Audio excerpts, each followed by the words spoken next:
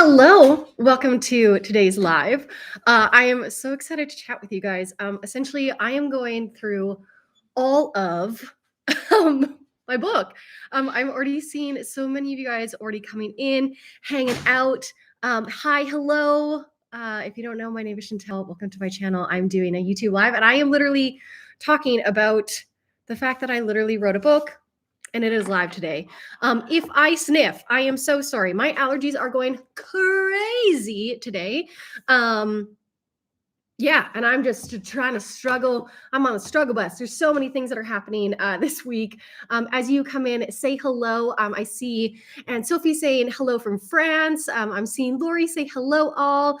Good day from down under. Hi from British Columbia. Hello, guys. It is a wild day. Today is wow, this kind of does look like a penis, doesn't it? We'll just do this so you know that it's a microphone. Today is a crazy day. My book, Sweater Success. Oh, Katie says hi. Howdy from YYC. My book, Sweater Success, officially launches today. This book has been in process technically since spring of 2025. It took me over a year to be able to write and make the patterns for, but I wanted to essentially be able to bring you guys through this live today and take you through the book, because I feel like I haven't talked as much about the book as I feel like I probably should have, because I've had so many people be like, wait, what is the book about? And I was like, oh, maybe I haven't told you guys. So what is Sweater Success about? So Sweater Success is like technically like a love letter to myself when I first started making sweater patterns.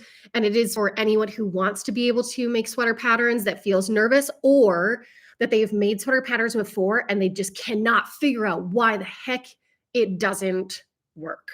And that's because there are so many things that can go wrong when making a sweater. Like you and I can make the exact same pattern. We could have the exact same gauge. We could use the exact same needles. We could do the exact same tension, but maybe you choose a bamboo and I choose a wool, and all of a sudden it's got a different drape.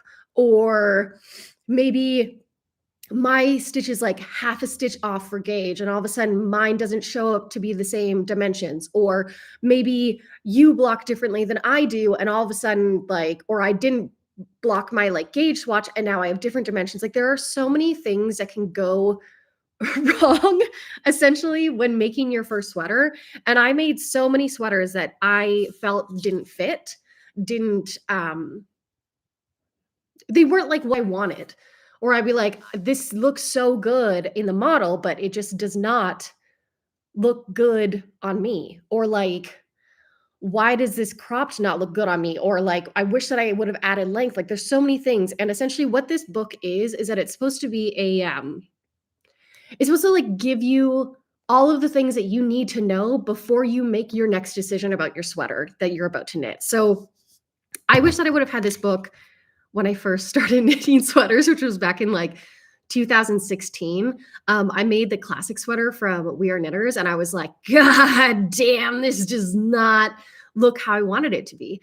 And I just like, I really struggled and just like made so many sweaters in a row being like, I wish that I would have done this, or I wish that I would have done this. And essentially Sweater Success has 10 different chapters that give you all of the education that you should know, either before you're making your first sweater or before you make your like next sweater, to make sure that it actually works out for you.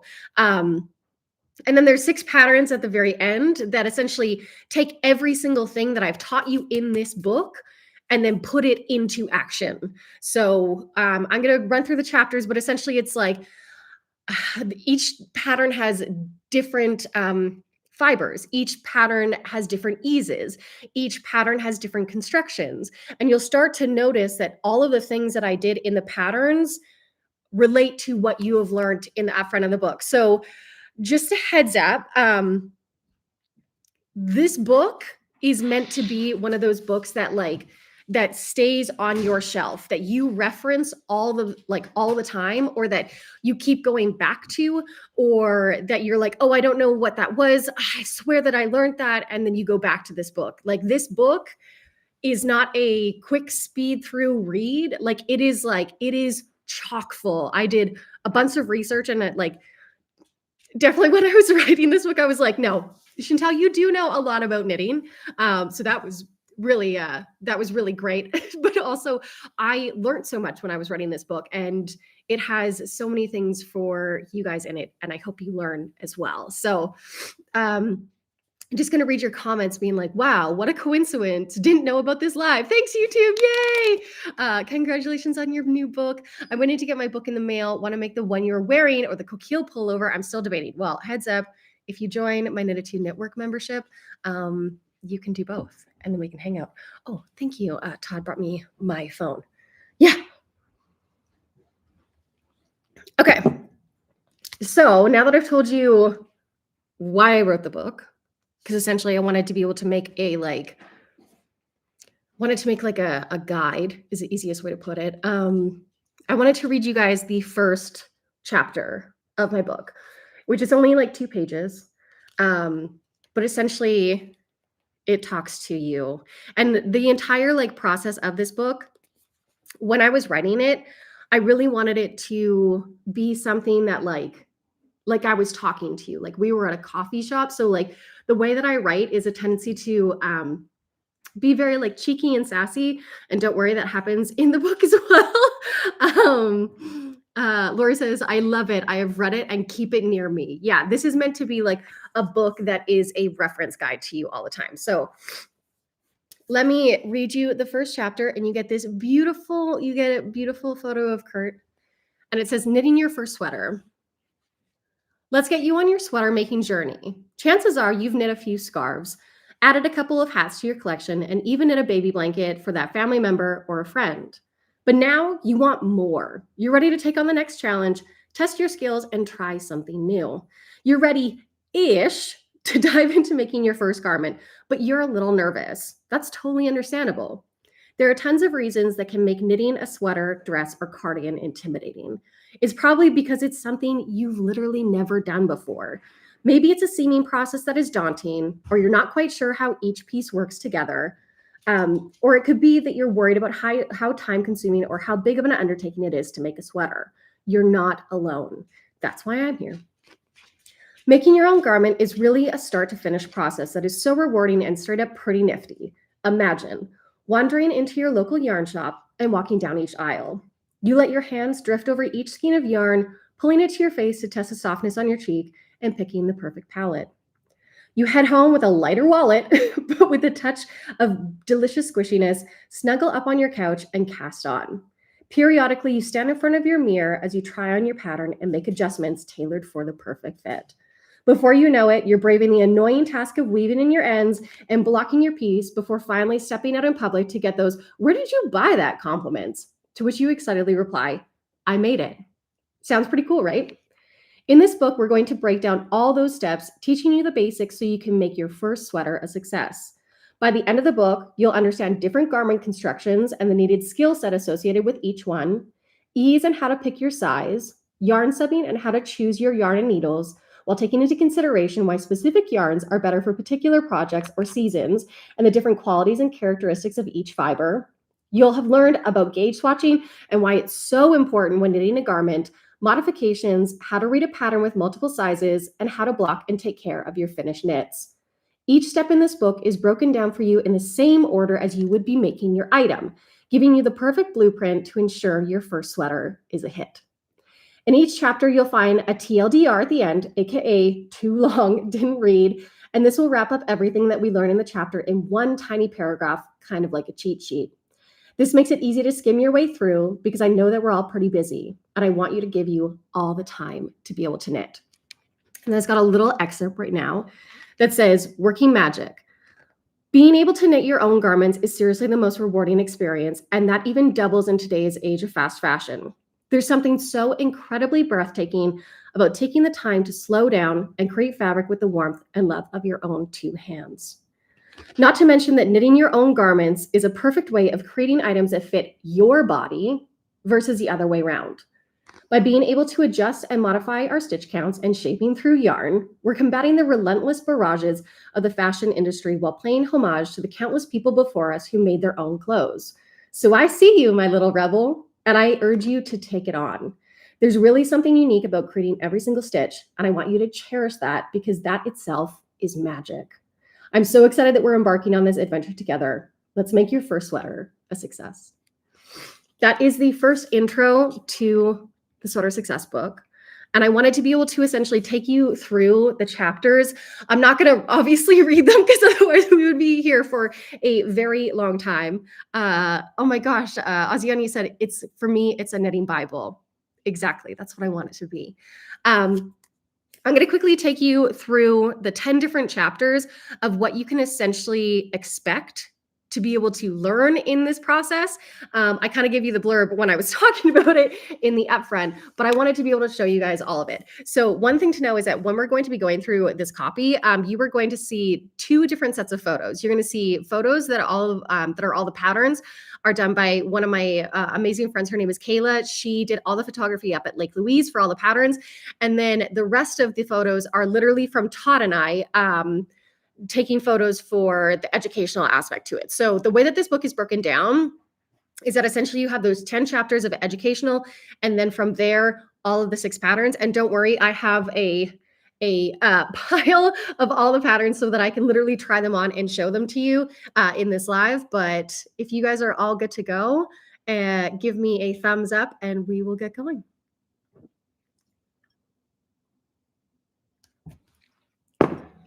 I don't even know if you can do a thumbs up in YouTube Live, so hopefully you can. So first things first, when you end up getting into knitting your first sweater, the first chapter talks about garment constructions and styles. We go through everything of whether what a top-down knit, what a seamed knit is. Yay, so many thumbs up. We talk about raglans, we talk about yokes. And the way that this book is kind of broken down is that it does have some really beautiful schematics where we talk about what is a seamed sweater? So that's over here. How does it usually get seamed? You have top down and then bottom up sweaters. That's kind of like the construction of how it's made. And then we get into the actual garment pieces, and we talk through all different things. We talk about drop shoulders, we talk about modified drop shoulders, what that essentially entails, how you essentially knit these things, and each one, so that when you're actually going through Ravelry, example, we have one with a yoke, what it looks like, how you knit it. So that the idea is that when you are going through Ravelry and you're looking at patterns, you're like, oh, I can tell that that is a raglan. And the reason why I know that it's a raglan is because it has those increases that happen at specific sections. And also we talk about the positives and negatives when it comes to each sweater. Did you know that technically raglans and yokes are not as structurally sound? And that a way that you can kind of help alleviate that is to use wool versus plant-based fibers. The entire construction and garment designs shows you all of these different things throughout the process. Also, if you notice, there is a TLDR right here. And essentially what that does is that it summarizes it, and doing TLDRs is something that I wanted to include in the book because I was reading a book called Burnout. It's from a sister duo. It's Emily Nagoski, and I can't remember the other girl's name, but they started doing a TLDR at the very end of their chapters. And I found these were so helpful so that you don't have to read the entire chapter. You can just go quickly back to be able to review. So every single one of the chapters literally has this, which I find is really, really helpful. Chapter 2 is about finding your size. Todd took all of these photos, and I also just want to read you a quick little excerpt from this. Because when we were talking and we were wanting to be able to create this book, my editor, Carrie, I absolutely love her. She was like, heads up, this can be and we both were chatting, we're like, this can be a really triggering aspect, taking your measurements. especially because of like the of the fashion industry and just like the beauty standards, and everything going like small, medium, large, and like it finding your size means that you have to take out a measuring tape, and that is daunting. So at the very beginning of the chapter, I wrote a little thing, a little blurb, and it says, it's in this little purple section, and it says, you are fabulous as you are. Before we start the chapter, I want to give you some love. Measuring yourself is not for the faint of heart. With the fashion industry and society always pushing us to feel bad about ourselves because of a number or a letter, it's hard not to see these numbers and have mixed emotions. However, I want you to know that those numbers, they are only numbers. And by knowing them, instead of guessing, you can make a sweater that fits and that you'll feel amazing in.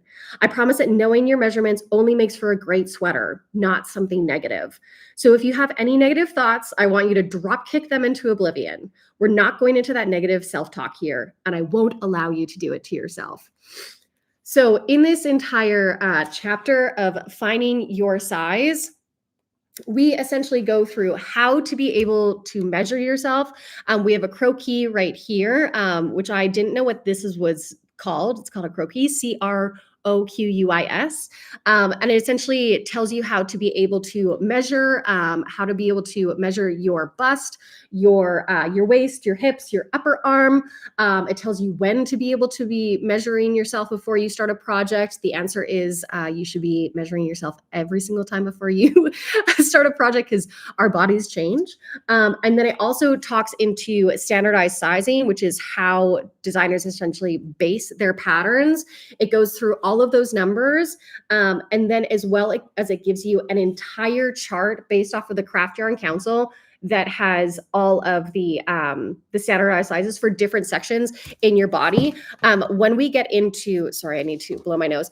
When we end up getting into the modification chapter, that's when that chart really comes in handy, because it's easier to be able to adjust a pattern when you know where you need to essentially adjust it. So it was something that I always wanted to like add and do. And then of course you have your TLDR at the very end. So that's chapter 2. Chapter 3 is talking all about ease. I find that especially as like a brand new beginner, it really like, or just like knitting sweaters, like it's always so confusing when like someone's like, oh, there should be 5 to 7 inches of positive ease in that. I'm like, I don't know what the hell that means. Tell me what it is. I've got an entire chapter literally on that. And we break it down by an actual chart, because there's actually multiple types of ease, not just positive ease and neutral ease. There is like positive ease and negative ease. There's also neutral ease, but there's then also specific fits. So if you find that you're like, oh, I like a very close fit, that's 2 to 4 inches of like negative ease. There's close fit, standard, classic fit, loose fit, oversized fit, and I've got them all broken down to be able to do that for you as well. So we've got an entire section on ease. Then chapter 4, we have essential sweater tools. And this was essentially me going through my entire like little baggie of things that I always bring. And it talks about like picking your needles. Like, did you know that if you are a looser knitter that you might want to knit with a bamboo or a wooden needle, because they have a tendency to be grippier. If you are a tighter knitter, sometimes you find that you might be wanting to use a metal needle because it is more slippy. We go through stitch markers, all the things that you should have on hand. We go through a quick little thing about blocking, and then also a TLDR. P.S. If you have questions about literally any of this, chuck it into the chat and I will make sure that I answer your questions as we go. Chapter 5. Oh, this one is such a hefty chapter. This is yarn subbing. So if you were one of my 750, I believe, people who got the book and then signed up for the bonuses, you will have already gotten this chapter. And this chapter is huge. We talk about like yarn subbing and like what are the standards of yarn, the thicknesses, the bountiful amount of names that every single yarn has, because some people use numbers, some people use like actual names, like the fact that it's like Why is it that a lace weight is also known as lace, cobweb, light fingering, and thread? We talk about just like wraps per inch. There are so many things in here, also breaking it down by the numbers as well. I talk about, can you sub a different yarn weight for a pattern? I'm not going to spoil it for you because you have to read it. And then we go into fiber content. So this I find is one of the biggest things that when people are making up their patterns, they don't realize how important the yarn fiber is to the specific project. So again, I talked a little bit earlier about the fact that like a raglan and a yoke can actually be helped by knitting with wool. And that's because wool has like those interlocking scales that make it easier for it to grab on top of it. It has more elasticity. It means that because the fact that like yokes and raglans don't have a shoulder seam, they aren't as structurally sound, that the wool actually helps like keep that elasticity and that bounce. We go into plant-based fibers, we go into superwash wool, all of these things. So essentially that when you are picking wool for your next pattern, you can either manipulate the pattern to be able to have a different drape, or you can have like, you can choose a different fiber to be able to get a different look. The yarn and yarn subby chapter is massive. And then it has a massive TLDR because it has so much in it. Someone said, is it bad that I don't like wraps per inch? No, I don't mind that at all.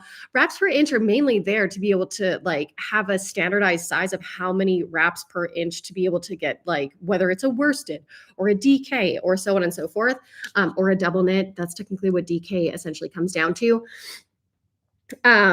Yeah, there's tons of things to consider when you are choosing your yarn. Then we have an entire chapter. If you are Courtney from Tinderbox, you're going to love this chapter. It's about gauge swatching, and it essentially breaks down how important gauge swatching is when it comes to knitting a sweater.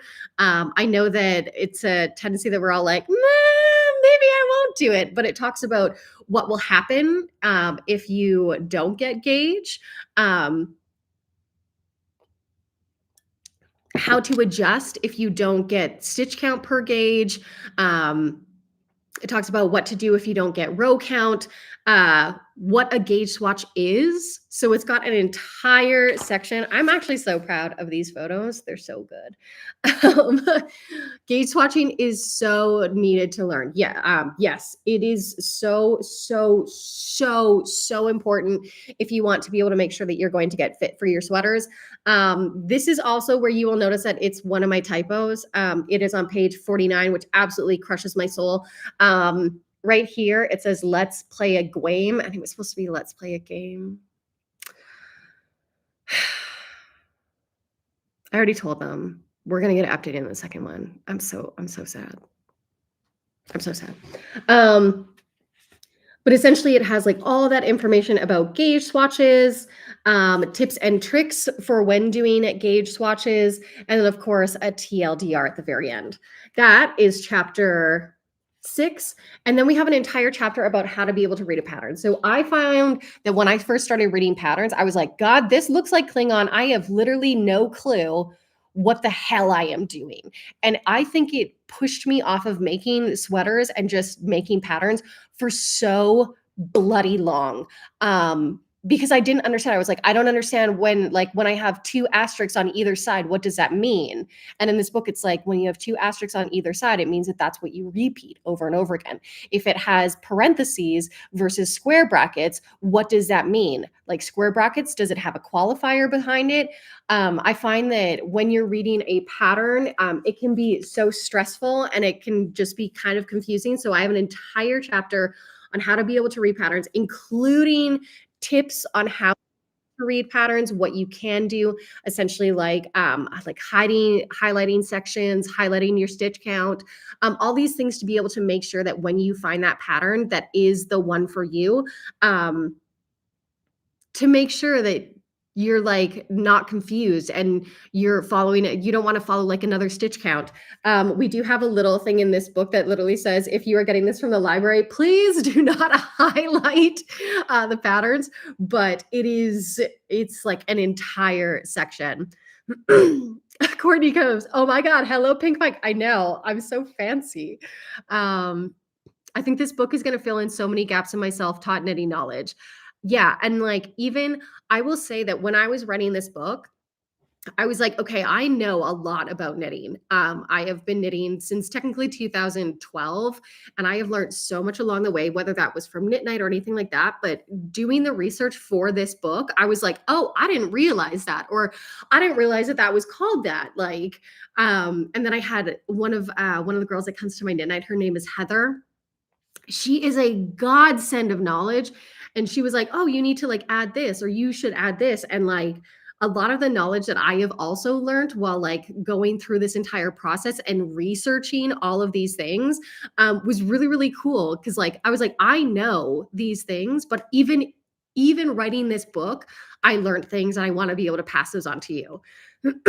Someone says, "I find that patterns that yarn companies put out are horrible." Yeah. Um, Drops patterns are absolute garbage.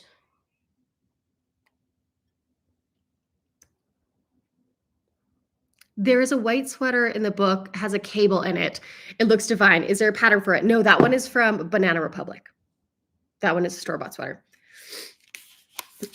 You were talking about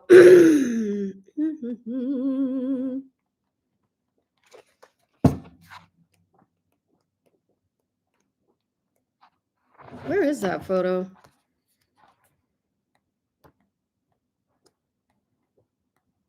It's one of the end photos. It's a really big one.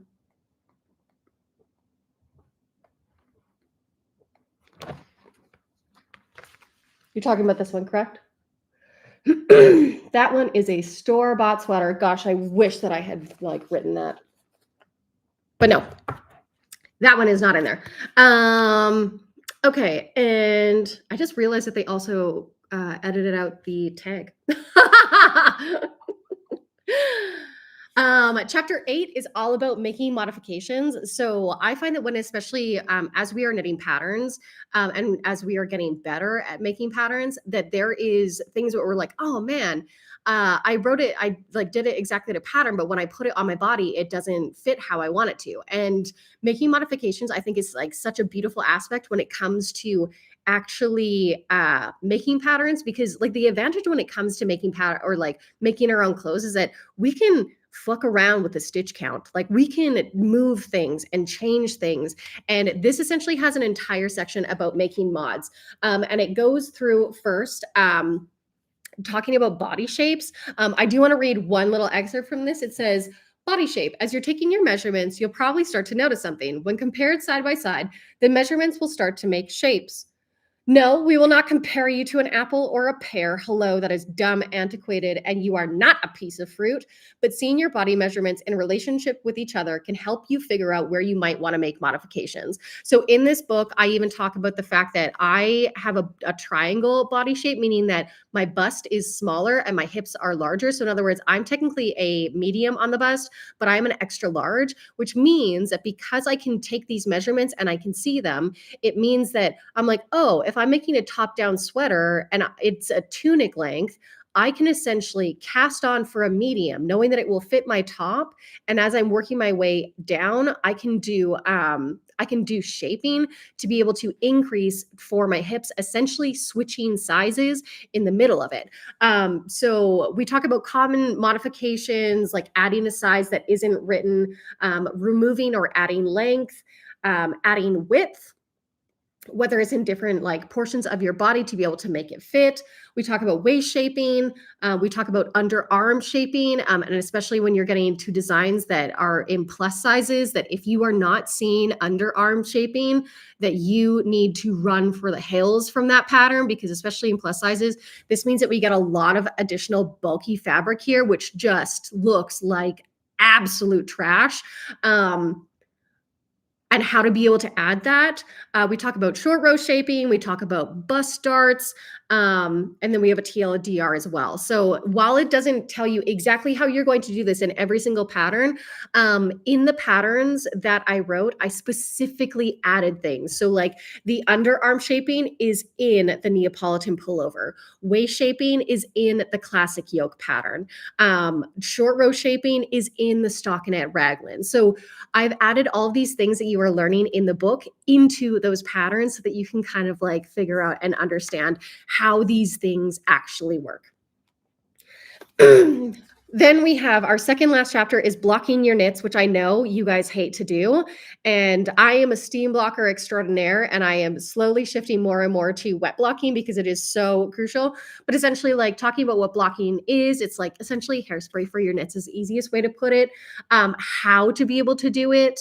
I talk about steam blocking, about wet blocking, about mist blocking. I talk about all the things that you need to be able to block in general and why blocking comes into play in two different places, both when you are blocking your gauge swatch and then also when you're blocking your finished garment at the same time. This photo was the death of Todd and I. This caused a massive fight. I realized while writing this book, because I did all the photography for, Todd and I did the photography for like the educational chapters.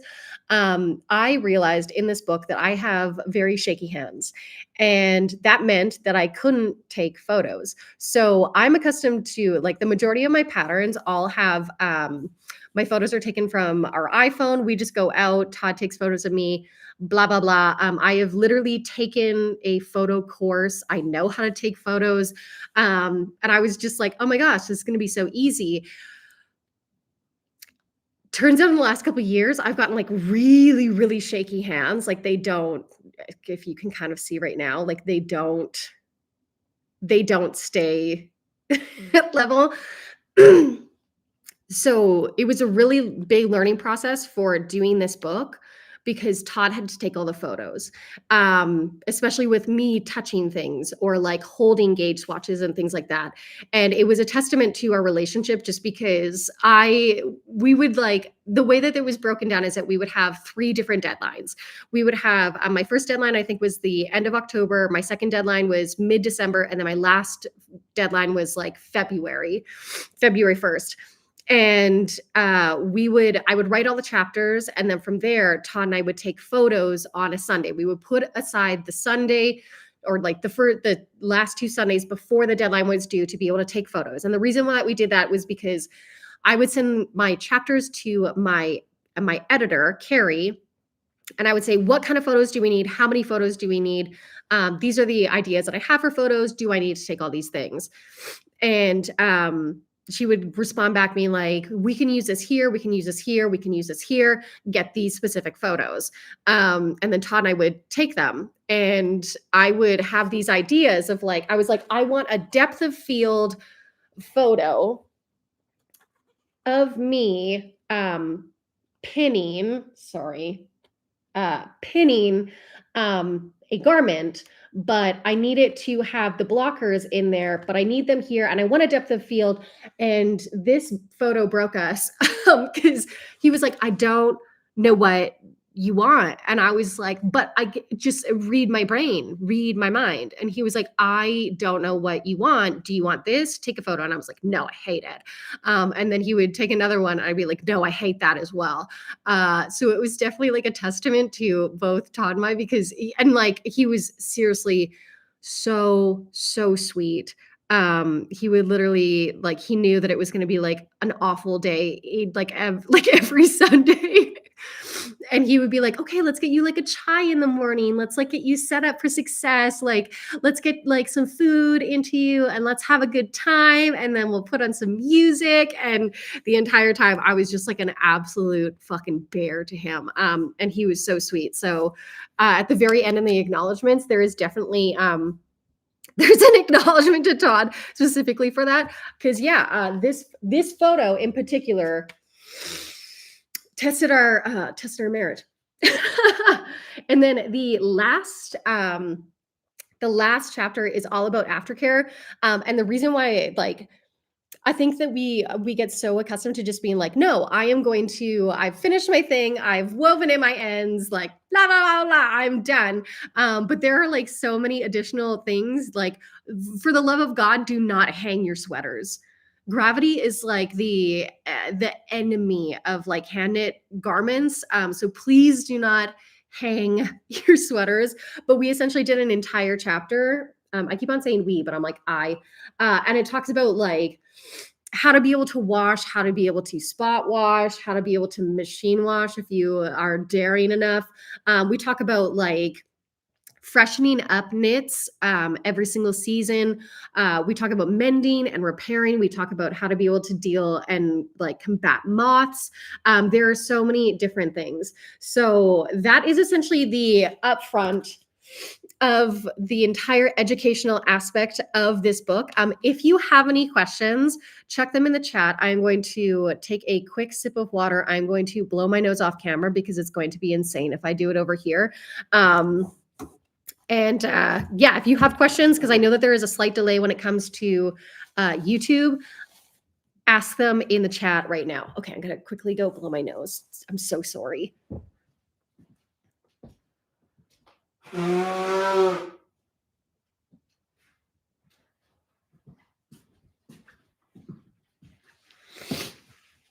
Allergies, man. I literally I had no allergies when I first met Todd, and then all of a sudden he had all the allergies, and now I have all the allergies, and I'm like, why do we buy a house that is surrounded by trees?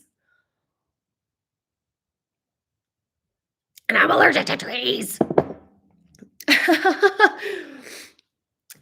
Do I see any questions in there? Someone said, I love your patterns for knitting. I can understand what you want, and now I know I can reach out if I get confused. Oh my gosh, yes. Always reach out to me.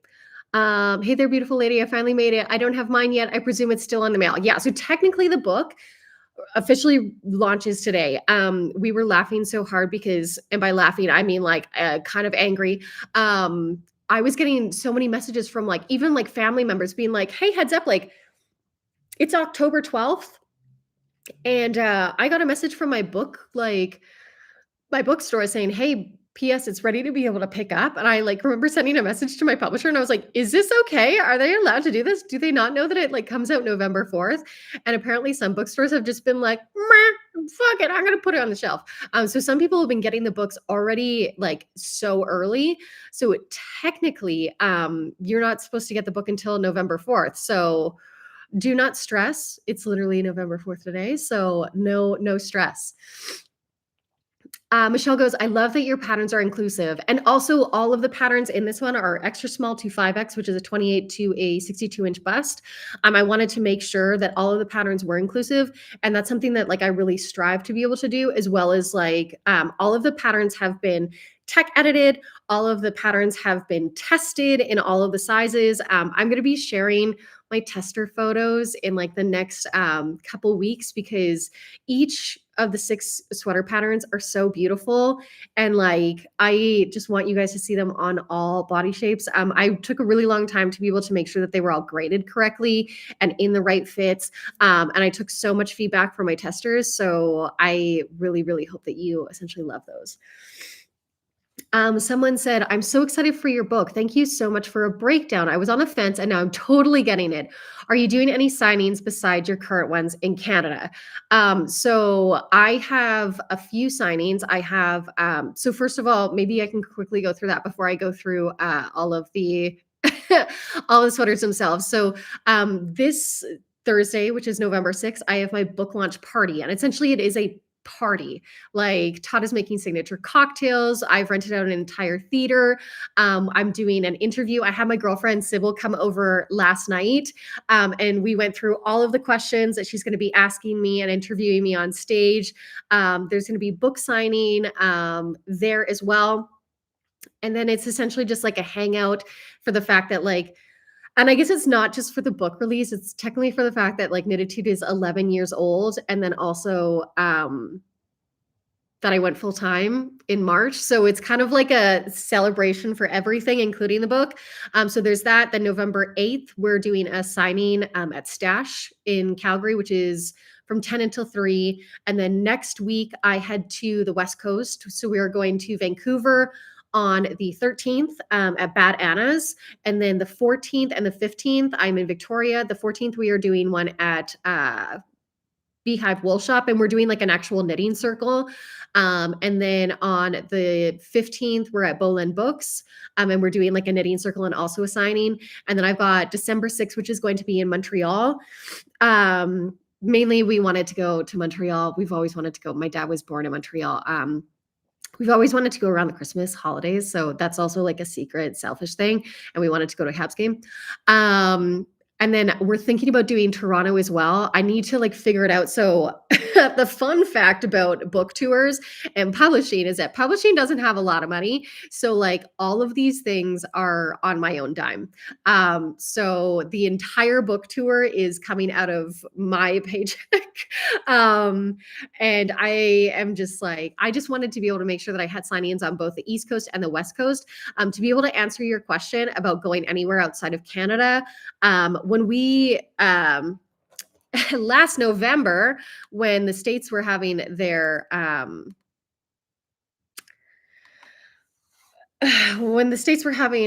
election, that was like the telling point of whether we were going to be going to the states or not.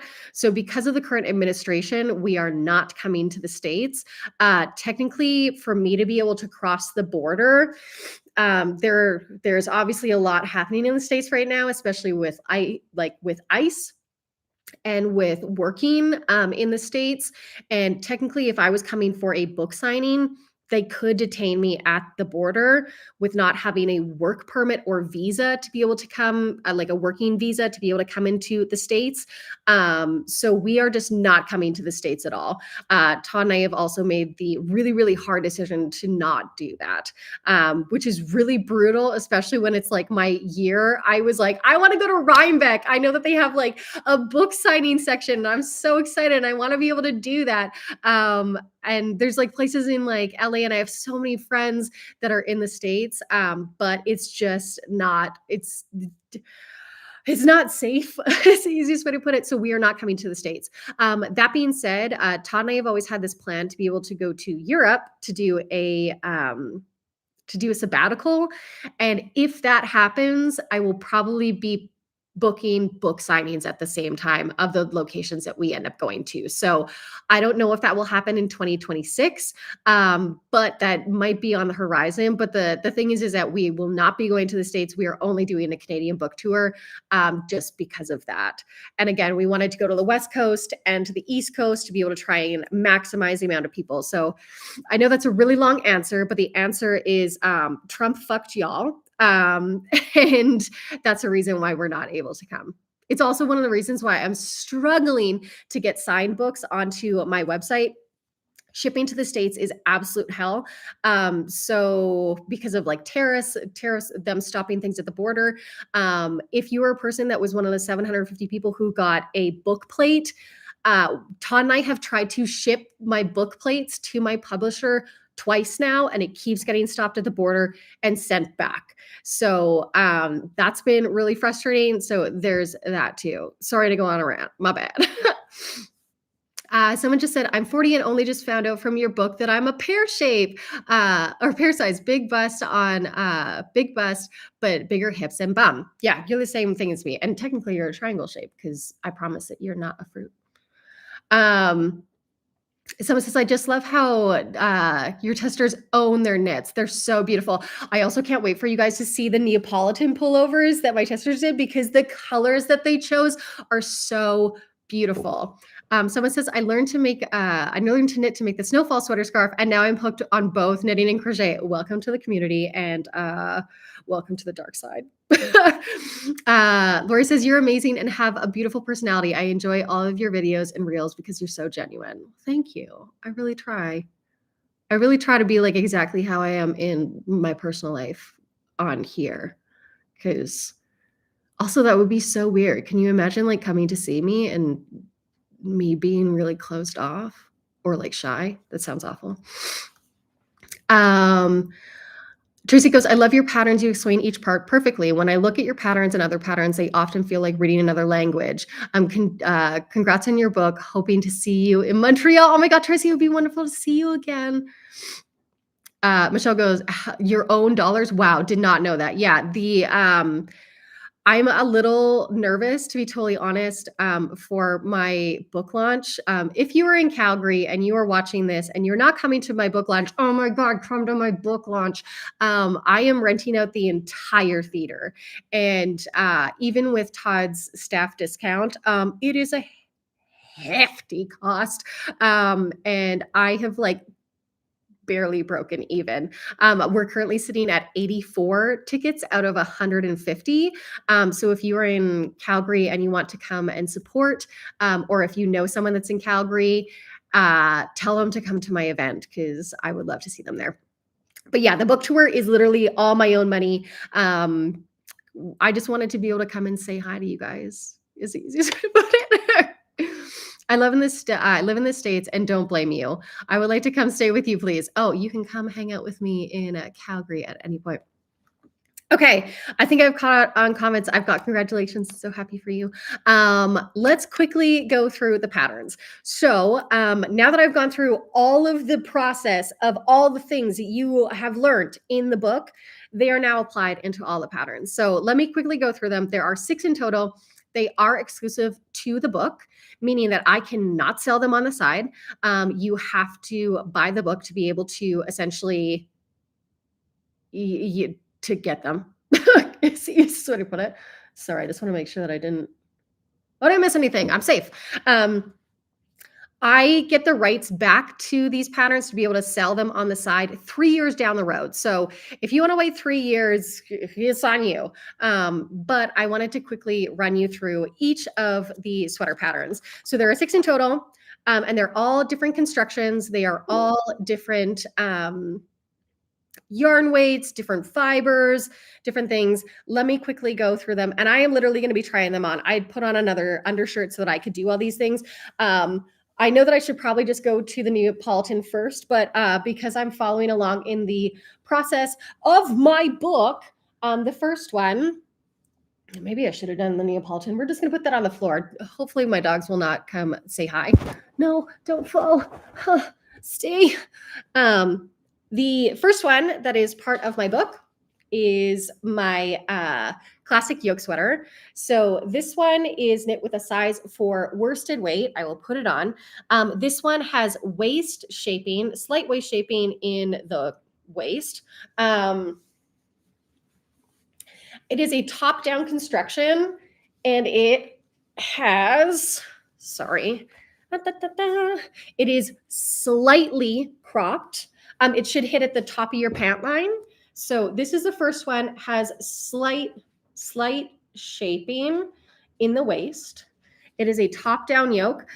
This one has, let me just double check, 0 to 5 inches of positive ease in it.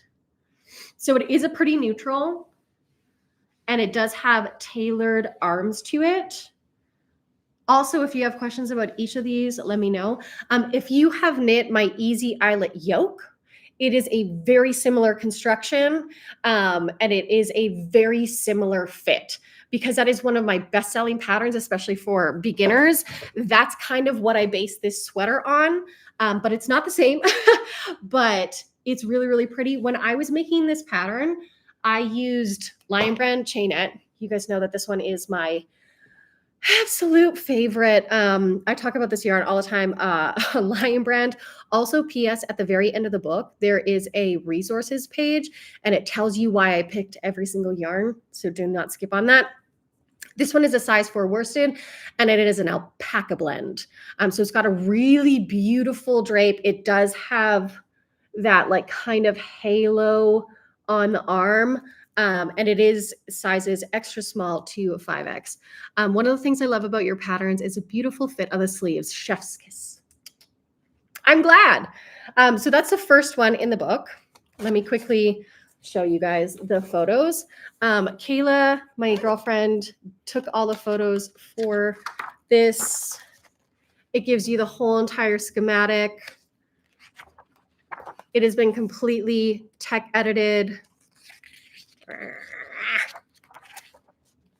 and has all of those photos. When we were putting in photos for these, like, for these patterns, we were like, we want it juicy. We want juicy photos. We want big, juicy photos to be able to show off everything. The next one is a simple stockinette raglan. So this one is a size 4 worsted. I used Lion Brand's Vanna's Choice. Another thing when I was going through all of these patterns, was the fact that I wanted to have like a range of cost in yarn. I think one of the things that can really deter someone from bringing a brand new beginner is cost of wool. So I tried to use wool, especially because, or I tried to use yarn that was pretty readily available, especially because like the majority of my audience is in Canada and the States. This one is an acrylic blend. I know that some people have allergies to wool, so I wanted to make sure that I could do that.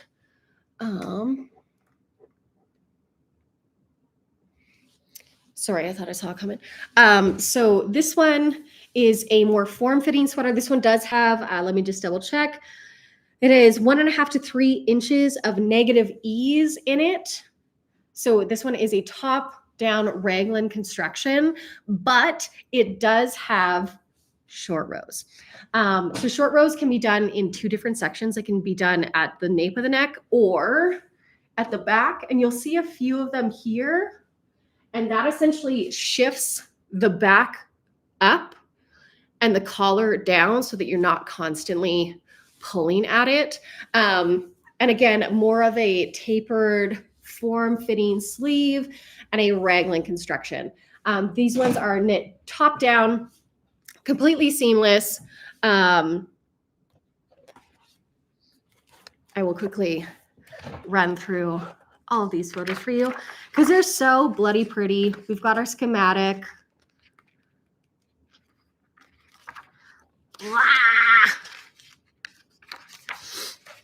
Showing off all of the different portions of that pattern.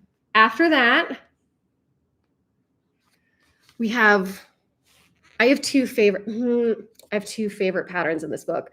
The Neapolitan pullover is one of them. And I know that it's also a favorite. Oh, sorry. I also did this one in Heartland from Lion Brand, which is a size 4 worsted, and it is acrylic. Yeah. Thank you. Thanks for your skirt pattern. I can now do short rows. Thank you for making me understand what the heck they are. Yes. Yeah, because Lori, if I'm correct, you're in my Knitted Tea Knitwork, correct? When we did our knit along. Which PS, if you want to join a knit along for all 6 of these patterns, the Knitted Tea Knitwork season is doing all of these in a knit along. You can choose whichever one you want. And then each one has like tailored videos to it so that you, like, when you get to the, like, what might be confusing parts, I will have those set up for you. Okay.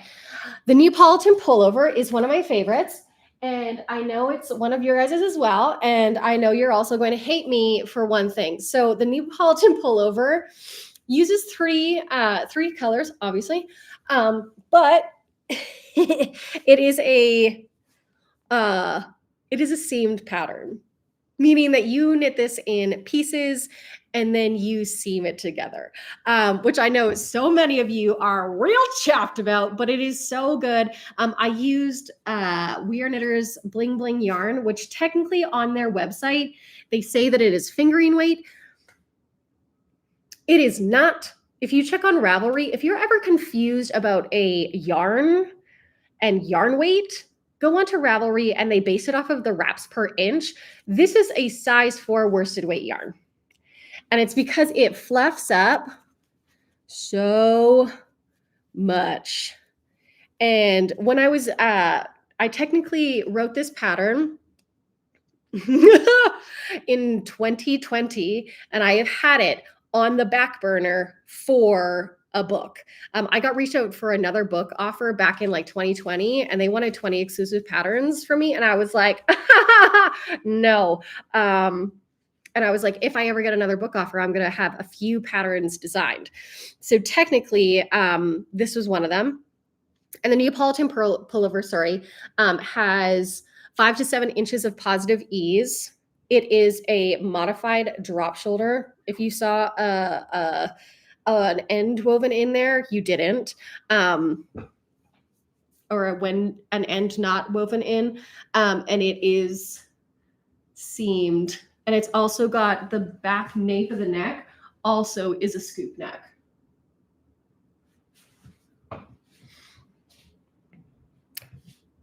Am I missing anything else for this one?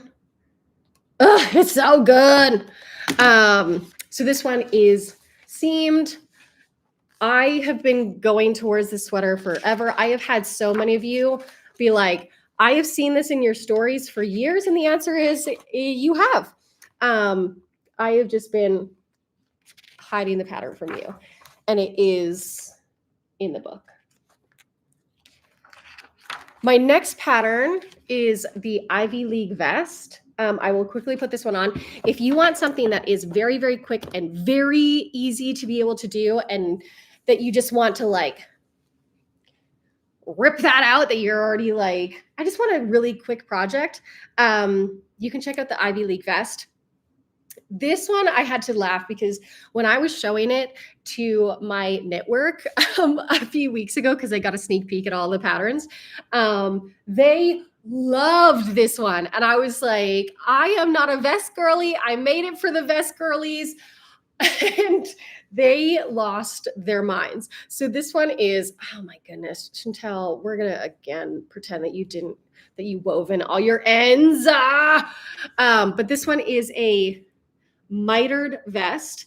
It looks so good with a collared shirt underneath it. And this one, someone says the V is everything. It is a mitered edge V. If you do my sweet V sweater, you will recognize this. It's got the same kind of like mitered V. This one is 6 to 8 inches of positive ease. It is made with a size 6 super bulky. It is made with Lion Brand Thick and Quick, which I feel like everyone has either used to this point. And if you haven't, you live underneath a rock or you can't have access to it. It is so quick to work up, and it ends up using like a maximum of 3 to 7 balls, and that's for all of the sizes, all the way over. Yeah, the V is everything. I love the vest. I want to make it in pink. Oh, I am going to have to make all the things. Yeah, I never anticipated the vest to be one of your guys' favorites, but y'all love this vest. And as a non-vest girly, I'm very happy about that.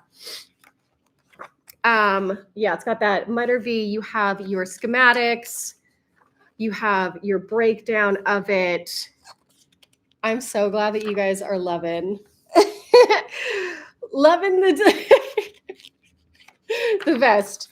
Okay, and now one of my favorite patterns that I also came up with, this one it's on the cover of it. It's called the Afternoon Tea Cardi. And the fun fact about this cardigan is when I first originally talked to my publisher, and she was like, I was like, how many patterns do you need? Because when I got my first book offer, they said 20. And I was like, there's no way that I can write 20 patterns in 6 months. Like like my hands would literally crack and break. And she was like, 5. You need 5 patterns. And I was like, you know what? 5, I can do 5. And then 2 weeks before we did my my photo shoot in Lake Louise, I got struck with a design genius, and this came out of nowhere. So I literally wrote up the pattern, everything in 2 weeks. This pattern nearly didn't make the book. So it is a bottom-up construction, the Afternoon Tea Cardi. It's a bottom-up that has tapering. So you start off with a smaller bottom. It is cropped. You start off at the waistline, so the size for the waistline, and then you increase out. And then you have this beautiful detailing here. It has somewhat of a kind of like slight bat wing to it. It is made with a size 3 Kobu, size 3 DK weight yarn. Come to me. It does have buttons.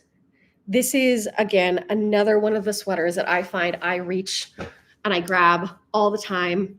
It uses Lion Brand Kobu, which is so stinking cute. It comes in so many colors. This one is knit in a bottom-up construction. It is a drop shoulder. It is a modified drop shoulder because it does have that shaping. This one has 2.5 to 4.5 inches of positive ease at the bust. I am also wearing this exact outfit at the book launch on Thursday. So if you want to see it, you can see it. This is the photo that we used for the book cover. And again, we were like, we just want big, juicy photos for the entire like pattern section. And I will be wearing this outfit literally on Thursday. So it's like I will have just stepped out of the book. Okay, and then last but not least, the Everyday Duster. And people, this was another one of the patterns that I was like, if I ever get another book deal or offer, I am going to start writing these patterns in advance. So the Everyday Duster, I knit in 2022, and I only bring out every once in a while in Instagram stories because y'all lose it. You just lose it when I have these like this on. And there's like, sometimes I get messages being like, oh my goodness, that's so cute. Like, what pattern is that? I try to not bring out this pattern and wear it simply because I get inundated with photos. And because I didn't have it as available out to you guys, I haven't been sharing it. Guys, it's 2022 and I still haven't woven in ends. Be quiet. Don't share that.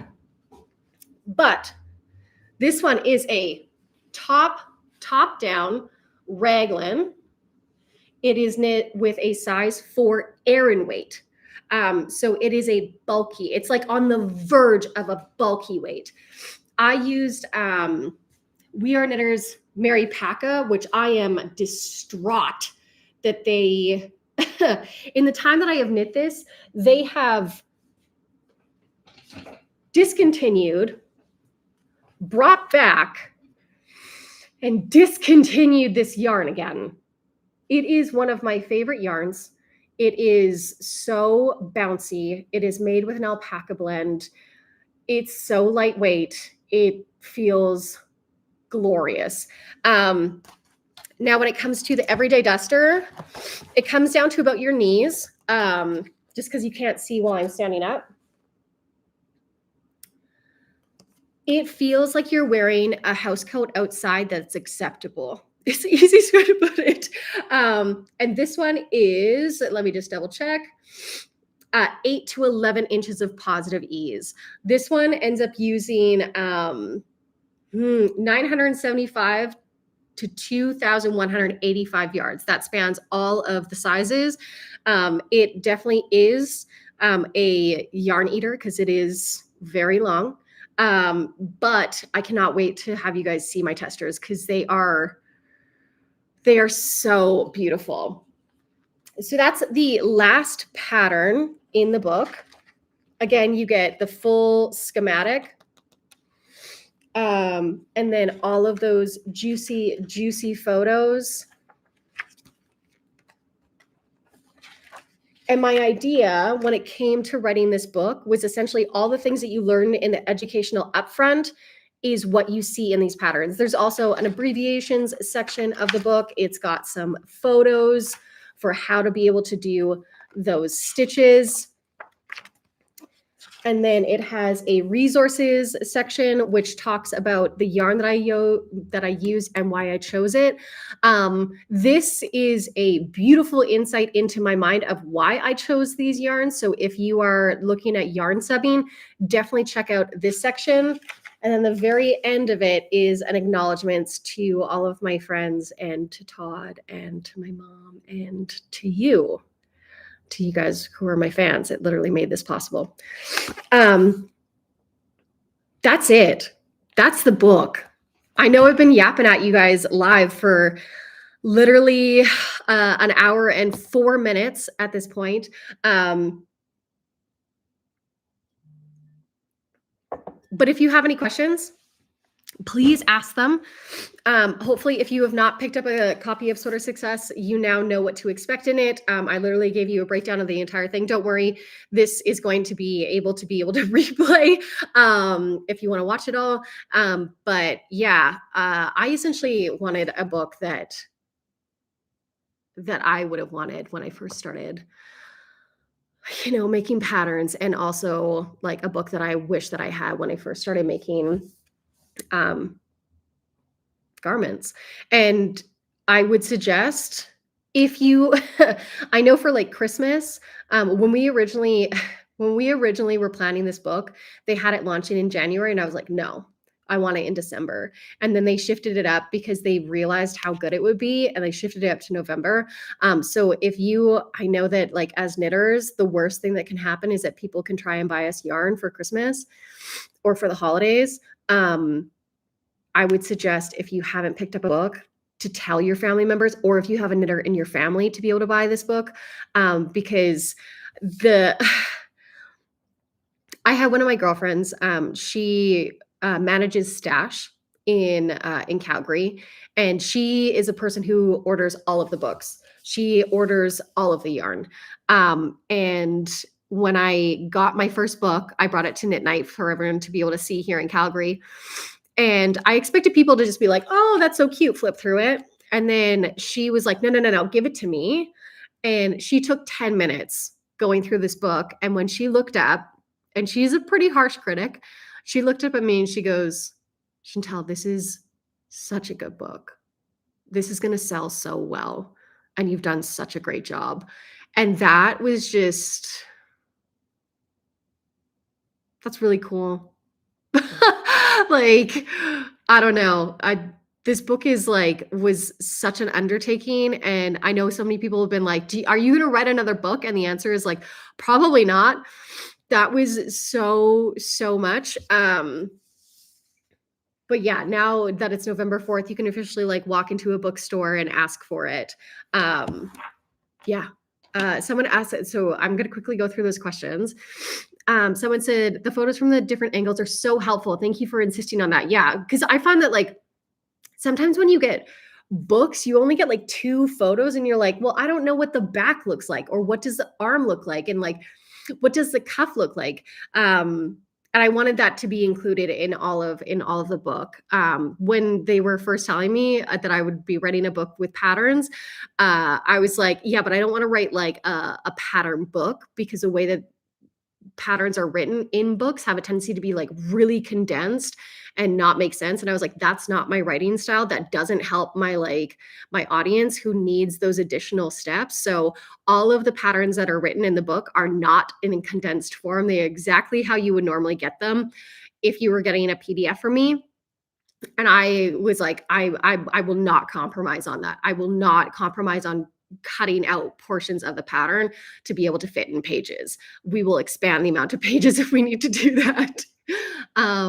Someone goes, are the duster and the cardi steeked? No, they are not. We don't have any steeked patterns in this book, because this is a like educational, like first time. It's either like for your first sweater that you've ever made, or you've made multiple sweaters and they didn't work. I wanted every single one of these patterns to be really, really approachable, and steeking is not. Cutting your knitting is not approachable, especially for like someone that's really starting. So no, none of the patterns in this one are steeked. I think I could knit that as a bathrobe. Yes, exactly. Lori goes, "It won't eat up as much as the yarn for me because I'm under under certain feet tall." Someone just said, "UPS just deliver my copy." And someone says, "Where do I look to see if I pre-ordered this? Seems like I would have ordered it right away, but I don't remember." You can I don't know. It would probably be in an email from one of the carriers.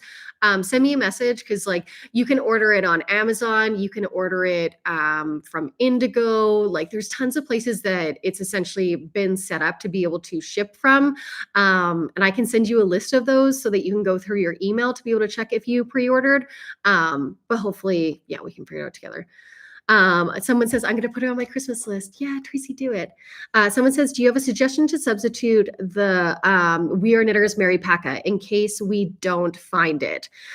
I was putting together an entire list of Mary of like their petite wool would sub for it. I would say possibly Lion Brand Woolies. Yeah, let me put a list together for you guys because Mary Paca is hard to find, which is so distressing and a total pain in the ass. Sorry, I think I have to sneeze. One moment.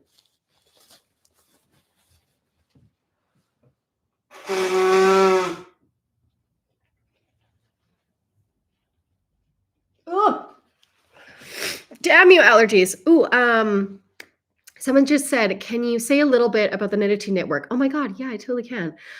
So if you don't know, back in August, I created a community and essentially it is like a hub. It's based on a app called Circle.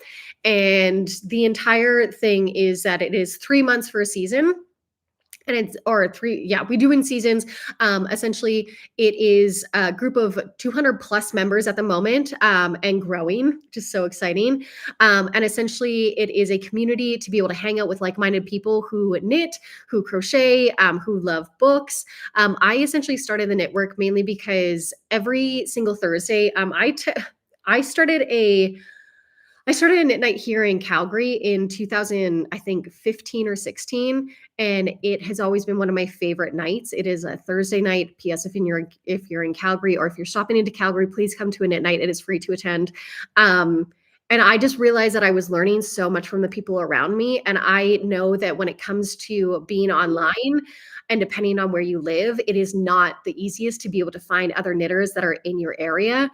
So I wanted to essentially create a hub or a place that people could essentially meet.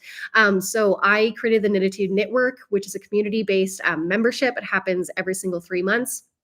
We just finished season one on October 30th. And what you end up doing in it is that like we do a knit along, which is all 6 patterns that I just showed you in here. If you don't want to buy the book, you can also purchase the coquille sweater. I have a coupon code for 50% off in the actual group. And essentially what happens is that it is a 3-month like season, and we have the knit along.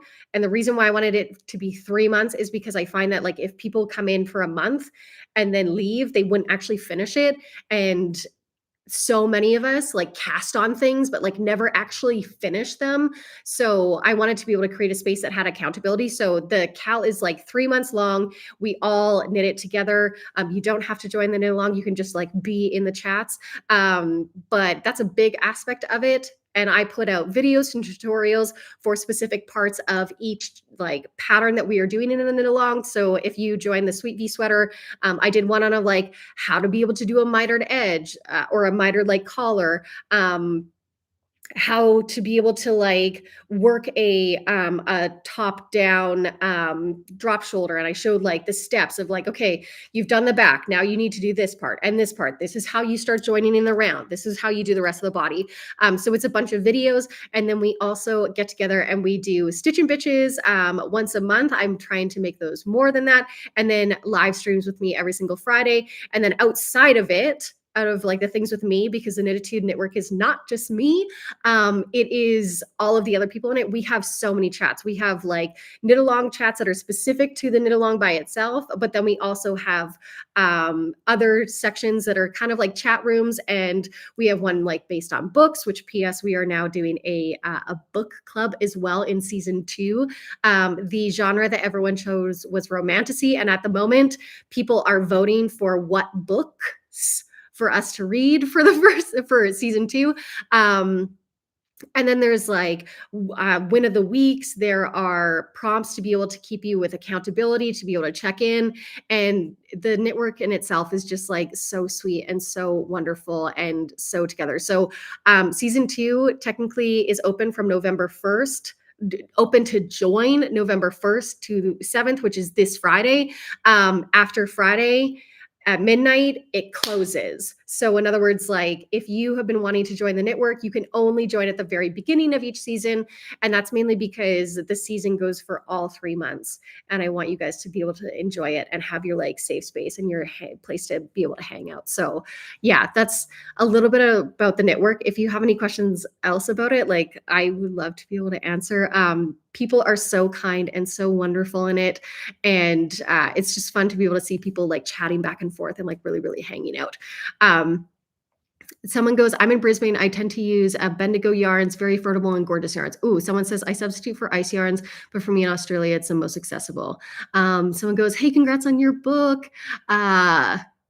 Yeah, so hopefully that gives you a little bit of a background. Yeah, the Knit2 Network, if you want to join the knit along, you can join for 3 months, which is 1 season. It is, oh my God, I didn't talk about pricing. It's $50 US. And then if you want to be able to sign up for 4 seasons, so an annual subscription, it is $150. So you get essentially a season for free. Hopefully that answers all of your questions. My God, what a whirlwind. I have been chatting with you guys for about an hour and 15 minutes. Oh my God. But I just want to say thank you to everyone who has purchased one of my books and pre-ordered it. And hopefully this gives you a little bit more of an insight about what the book is about. And I'm so excited. If you're coming to Calgary, please come hang out with me at my my book launch on Thursday. And hopefully I'll see some of you guys at a bunch of the other things that are happening in my book signings. If you have questions about my book or anything like that, please send me a message or just add it in the comments when I actually go, when this is on the replay. But I hope this was helpful. And I'm just so excited. I'm so tickled. I literally wrote a book and it's beautiful. And I'm so proud of it. Okay. I'm going to see you guys later. Have a great rest of your Tuesday. Oh my gosh, it's Tuesday. And I will see you guys on the flip side. Love you so much.